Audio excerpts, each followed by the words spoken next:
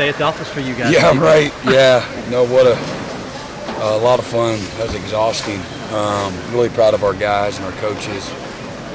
Just watching them grow up before our eyes, man. We left so much on the table, but man, it was that third quarter and really that second half.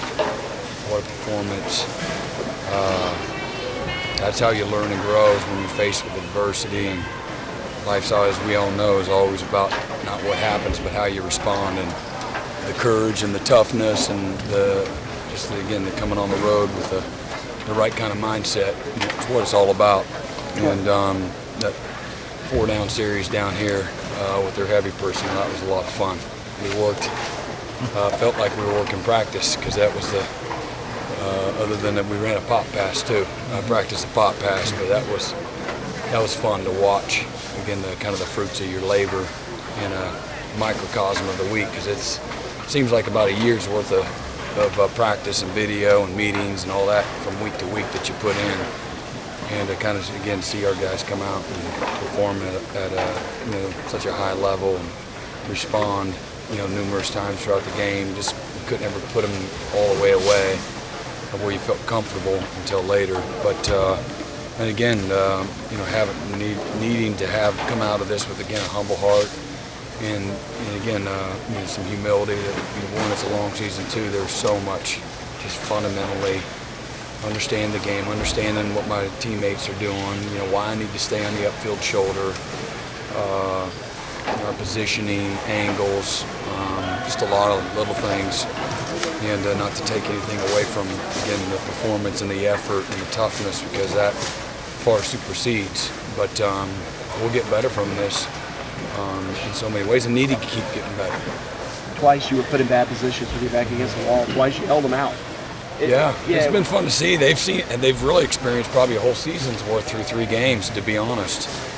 And to see so many guys that haven't really been there before have to respond too has been fun to see. And but again, it went about just probably about how we thought, just how it just was. Again, things were going well, but at the same time, you never felt real comfortable. And again, you're not going to make all the plays. They're going to make plays. And again, the whole key is just responding and say, hey, just line up and play another play. And man, countless examples of them doing that. We played every one of our guys on defense. So it's always a good thing to go on a road conference game in a place that have so much respect for the Syracuse staff and the players, how they play the game, toughness and discipline, and what an amazing job Coach Babers and his staff have done in a very short amount of time, developing this program. And so you got to keep that into context as well. How big of a step forward was tonight for Mario? I think it's huge, just start with him, his confidence and our trust, and he made a lot of really good plays, great play, on the quick turnaround, and it was really big, and we needed it, DK had some back spasms, so he stepped up big time. Yeah, both Texas A&M and Syracuse great offenses last year. Somebody would ask you 2 weeks ago, you'll hold them to 16 total points. I'm sure you would have signed up for it right away. Yeah, we shouldn't have let them score last week. That's what I'd say first. But no, I mean, I never really look at that. But you want to win. That's all you're completely believe. You want to play well. You're prideful. You work hard. You want to play well, and so you feel good about your contribution. That's really what it's all about. If your players don't play well, then you didn't do a good enough job. Period. And so when they play well, you feel like you didn't let them down. And again, that you're doing your part, because it's a consummate team game.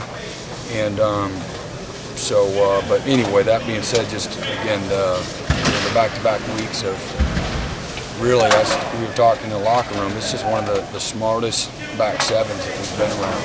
And they just understand ball, and they don't get rattled. And they got just a toughness and a work ethic, and they take ownership. They're a fun group to coach.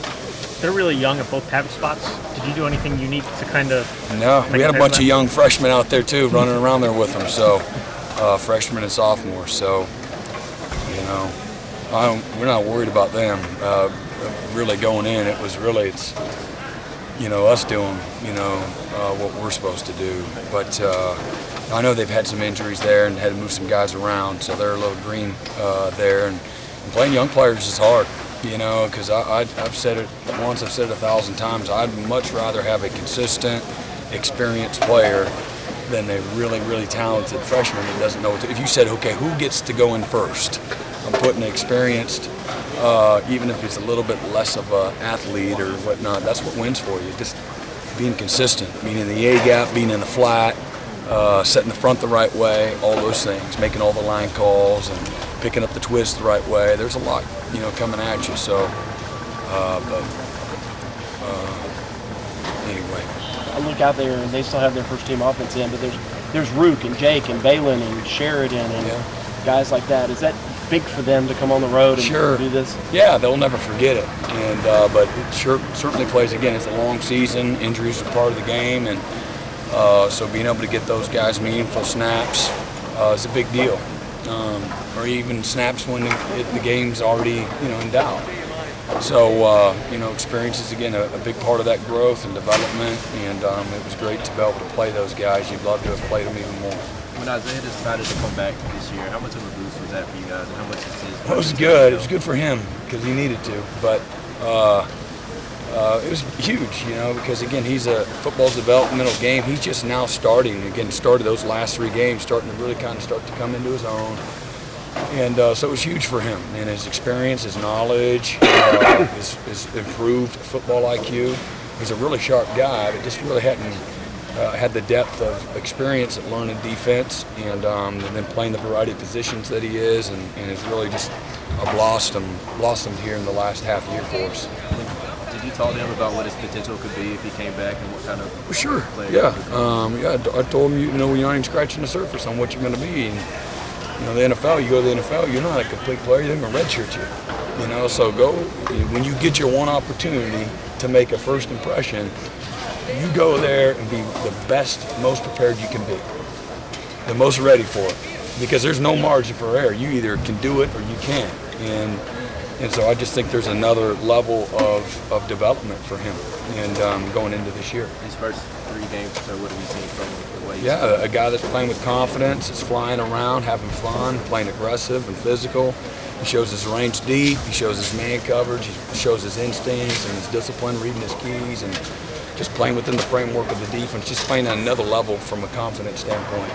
I just asked him if the way that you use him, if he thinks that helps his draft stock, and he said, well, I hope so, but I don't think about that because it's not fair to my teammates. Amen. Thank you. Preach. So quit asking those kind of questions, but that's good. Good answer, Isaiah.